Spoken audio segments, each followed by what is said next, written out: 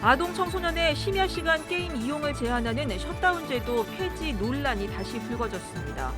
교육 시민사회단체들은 아동 청소년의 건강권과 건전한 게임 문화 조성을 위해선 셧다운 제도가 보완 유지돼야 한다고 주장했습니다. 예장통합총회 제106회 부총회장 후보가 확정됐습니다. 목사 부총회장에는 예비 등록 후보 3명 가운데 이순창 목사와 정헌교 목사 2명이 본 등록을 마쳤고, 장로 부총회장에는 2명의 예비 후보가 사퇴하면서 이월식 장로가 단독 출마했습니다. 최근 보수교계 일각에서 한국교회 총연합과 한국기독교 총연합, 한국교회연합 등 3개로 나눠져 있는 보수연합기구를 통합해야 한다는 목소리가 나오고 있습니다.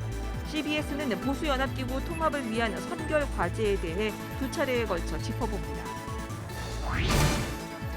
목회에 필요한 다양한 통계를 살펴보는 목회인 데이터. 오늘은 우리 사회와 개신교인들이 성소수자에 대해 어떻게 인식하고 있는지 알아봅니다. 여러분 안녕하십니까? CBS 뉴스입니다. 최근 아동 청소년들의 심야 시간 게임 이용을 제한하는 셧다운 제도 폐지 논란이 다시 불거졌습니다. 좋은교사 운동을 비롯한 교육 시민사회 단체들은 아동 청소년의 건강권과 건전한 게임 문화 조성을 위해선 셧다운 제도가 보완 유지돼야 한다고 주장했습니다. 오요셉 기자입니다. 밤 12시부터 새벽 6시까지 6시간 동안 16살 미만 청소년들의 게임 이용을 규제하는 셧다운 제도가 시행 10여 년 만에 폐지 논란에 휩싸였습니다. 최근 유명 게임 마인크래프트가 개정 통합 과정에서 셧다운 제도의 영향으로 한국에서만 성인용어로 전환한다는 소식이 전해지며 실효성 논란 등이 다시 불거진 겁니다. 폐지를 주장하는 이들은 셧다운 제도는 현실을 반영하지 못하고 있다며 낡은 규제이자 과도한 개입이라고 주장합니다. 셧다운 제도 폐지를 요구하는 청와대 국민청원엔 10만 명이 넘는 이들이 동참했습니다. 정치권도 최근 셧다운 제도 폐지 내용을 담은 법안을 발의하는 등 폐지에 힘을 싣고 있습니다. 하지만 셧다운 제도가 청소년을 위한 최소한의 안전장치라며 보완을 통해 유지해 나가야 한다는 목소리도 나오고 있습니다.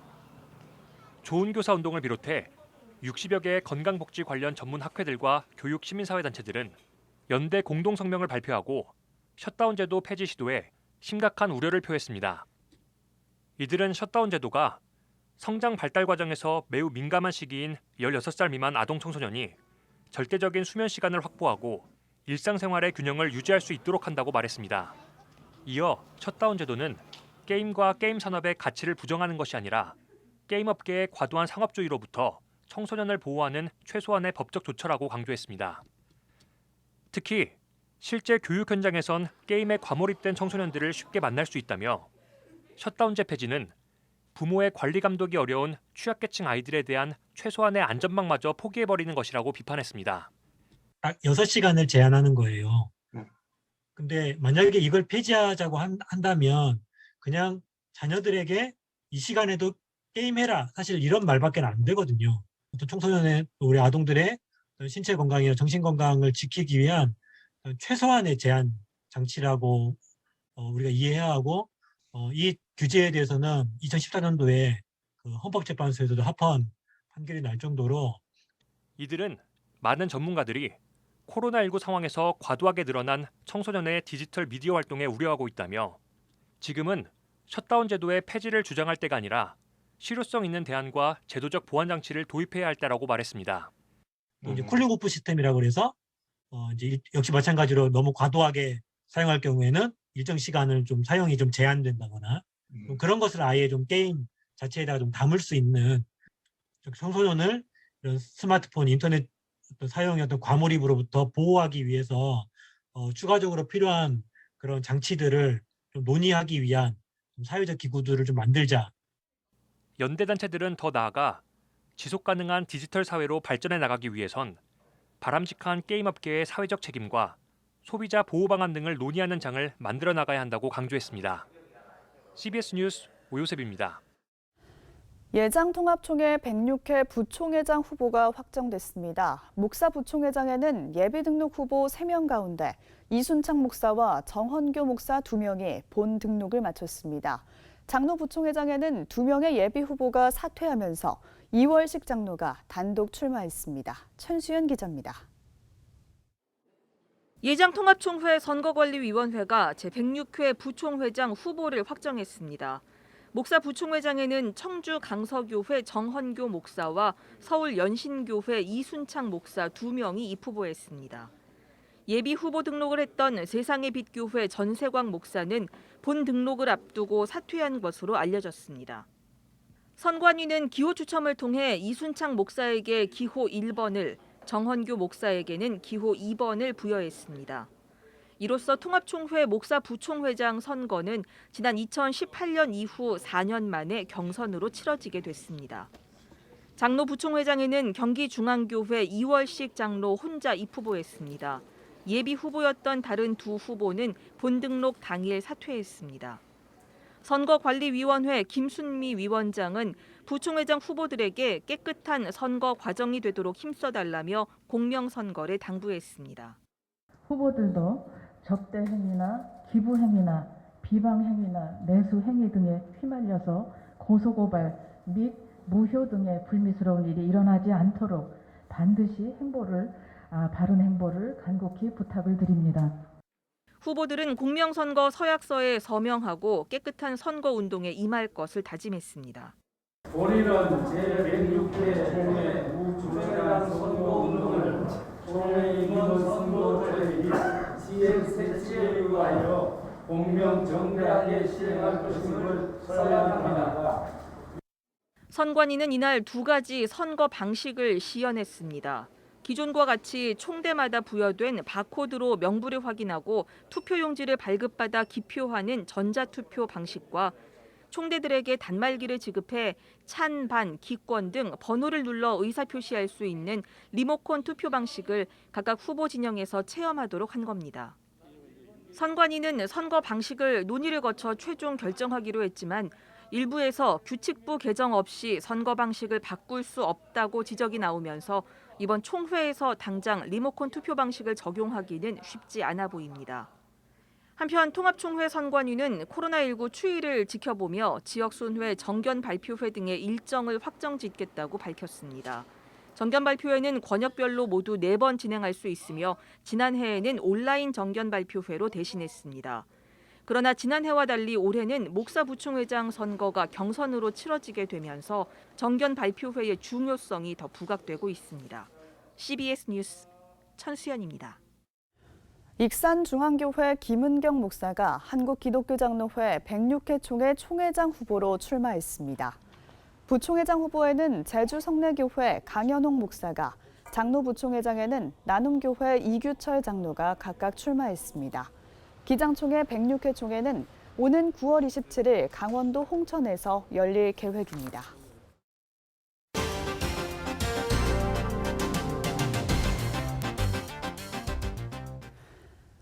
한국교회 총연합, 한국기독교 총연합회, 한국교회 연합 등 3개로 나뉘어 있는 보수연합기구를 통합해야 한다는 목소리가 최근 보수교계 일각에서 나오고 있습니다. 하지만 넘어야 할 산이 많습니다. CBS는 보수연합기구 통합의 걸림돌을 주제로 2차례에 걸쳐 기획 보도합니다. 이승규 기자입니다. 보수연합기구 통합에 가장 적극적으로 나서는 인물은 대한예수교장로회 합동총회 총회장이자 한국교회 총연합 공동대표회장인 소강성 목사입니다. 소 목사는 한국교회가 정치사회 분야에서 힘을 얻기 위해서 하나의 목소리가 필요하다며 보수연합기관의 통합을 외치고 있습니다. 우리가 이 대정부 창구가 일원화가 돼야 되는데 제가 한교총도 제가 맡아보니까요. 한교총 힘도 약합니다. 한교총에서 안전한 예배를 드리자고 하면 다른 기관에서는 뭐냐 또 다른 기관에서는 뭐냐 해가지고 국민들도 헷갈리고 저희들의 리더십도 떨어져 버리고. 소 목사는 지난해 한교총 공동대표회장에 취임한 뒤 꾸준하게 보수연합기구 통합을 위한 물밑 작업을 해오고 있습니다.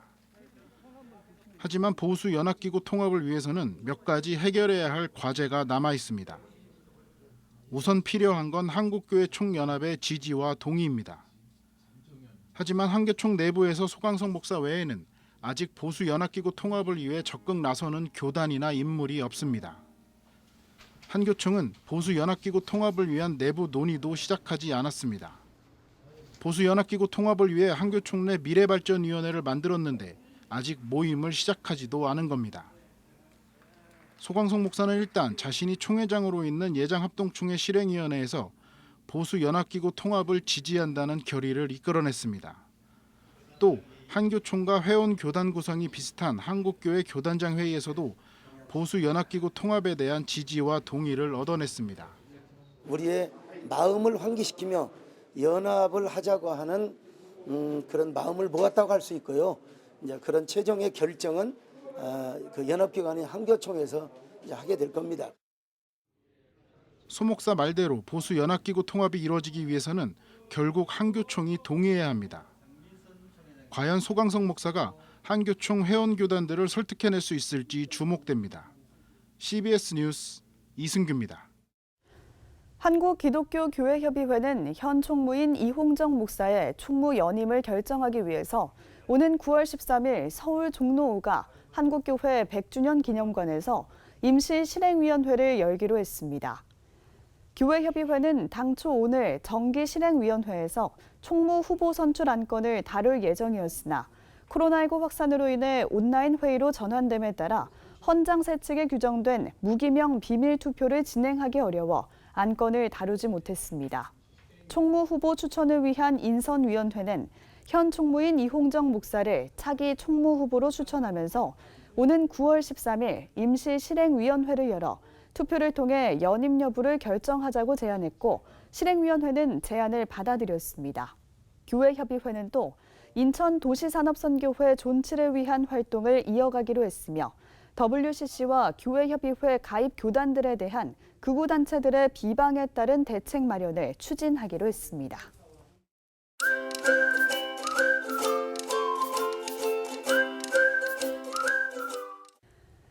목회에 필요한 다양한 통계들을 들려드리는 목회앤데이터 순서입니다. 오늘은 우리 사회와 개신교인들이 성소수자들을 어떻게 인식하고 있는지 이야기 나눠보겠습니다. 목회데이터 연구소 김진양 부대표 함께합니다. 어서 오세요. 네, 안녕하세요. 네, 우리 사회에서 여러 소수 집단이 있는데요. 그중에서도 특별히 이 성소수자에 대한 우리 사회의 인식은 어떻습니까? 네, 우리 사회에서 이제 성소수자라고 얘기하지만 성소수자 중에는 종류가 많이 있어요. 그러니까 우리 흔히 얘기하는 동성애자, 그리고 양성애자, 그리고 성전환 수술한 트랜스젠더 이렇게 나눌 수 있는데요. 이런 성소수자에 대해서 한국리서치 조사 결과를 보면 호감을 느낀다 이렇게 응답한 비율이 한 11% 내지 12% 정도밖에 되지 않아요. 예. 아직 굉장히 낮죠. 그래서 성소수자에 대해서는 우리 사회에서 호의적이진 않다 이런 조사 결과가 나왔습니다. 예, 이렇게 동성애에 대한 부정 인식이 높은데 이념 성향에 따라서 어느 정도 좀 다르게 나타났습니까? 네, 좀 다르게 나타났습니다. 이념 성향을 이제 보수, 중도, 진보로 나눠서 보면요. 보수층 중에서는 성소수자를 인정해줘야 된다, 동성애를 인정해줘야 된다 이렇게 응답한 비율이 20%밖에 되지 않고요. 인정하기 어렵다 이렇게 응답한 비율이 70%가 됩니다. 굉장히 높죠. 그런데 중도로 가면 인정해줘야 된다는 비율이 31%로 조금 더 높아지고 인정하기 어렵다는 비율이 52%, 아직도 차이가 굉장히 크죠. 근데 진보로 넘어가면 진보층에서는 동성애를 인정해줘야 된다 이렇게 응답한 비율이 41%로 좀 많이 높아지는 편이에요. 그럼에도 그렇지만 여전히 진보층 중에서도 동성애를 인정하기 어렵다 이렇게 응답한 비율이 47%로 나타났습니다. 진보층 중에서도 동성애에 대해서는 아직까지는 거부감이 많다 이렇게 조사 결과가 나온 거죠. 예, 방금은 이제 이념 성향에 따른 결과를 말씀해 주셨는데요. 일반 국민에서 개신교인으로 좀 범위를 좁혀보면요. 개신교인들은 보통 이 동성애에 대해서 부정적 인식이 높을 것으로 좀 예상이 되는데요. 수치상으로는 어떻습니까? 네, 수치상으로도 그렇게 나오고 있습니다. 조사 결과를 보면 개신교인 가운데서 동성애를 인정하기 어렵다 이렇게 응답한 비율은 4명 중에 3명꼴인 75%예요. 굉장히 높죠. 예. 물론 개신교인 중에서도 인정해줘야 된다는 분들이 있긴 해요. 근데 그 비율이 15%로 얼마 되지 않습니다. 그래서 개신교인 중에서는 압도적으로 동성애를 인정하기 어렵다 이런 태도를 좀 보이고 있습니다. 예, 그런 경우에는 연령대나 신앙 수준이 영향을 미쳤습니까? 네, 영향을 좀 많이 미쳤습니다. 연령대를 보면 20대에서는 동성애를 인정하기 어렵다 이렇게 응답한 비율이 56%예요. 절반보다 조금 넘는 비율이 인정하기 어렵다 이렇게 응답을 하고 있는데 연령이 올라갈수록 인정하기 어렵다 이렇게 응답한 비율이 점점 높아집니다. 그래서 60세 이상에서는 88%가 인정하기 어렵다 이렇게 응답하고 있어서 고연령층에서는 동성애에 대한 굉장히 거부감을 갖고 있었고요. 신앙 수준으로 봐도 저희가 신앙 수준을 미국에 있는 윌로 크릭 교회에서 개발한 어떤 모델을 적용해 보면 신앙 수준 1단계에서는 동성애를 인정하기 어렵다 이렇게 응답한 비율이 61%, 그러니까 10명 중 6명 꼴이었죠. 근데 이게 2단계, 3단계, 4단계로 올라가면 점점 동성애 인정하기 어렵다는 응답률이 높아집니다. 그래서 4단계에서는 91%의 사람들이 동성애 인정하기 어렵다 이렇게 응답한 비율이 보여서 연령이 올라갈수록 그리고 신앙 수준이 높아질수록 동성애 인정하기 어렵다고 하는 비율이 압도적으로 높은 것으로 그렇게 나타났습니다. 예, 오늘 말씀 여기까지 듣겠습니다. 지금까지 우리 사회가 바라보는 성소수자들에 대해 이야기 나눠봤습니다. 목회데이터 연구소 김진양 부대표 함께했습니다. 고맙습니다. 네, 수고하셨습니다.